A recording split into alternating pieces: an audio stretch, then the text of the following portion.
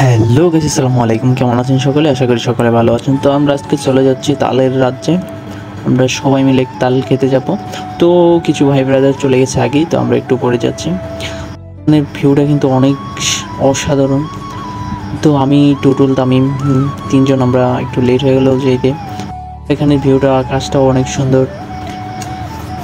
এত পরিমাণ গরম কি ভাবলাম যে আমরা একটু তালের রাস্তা থেকে ঘুরে আসি।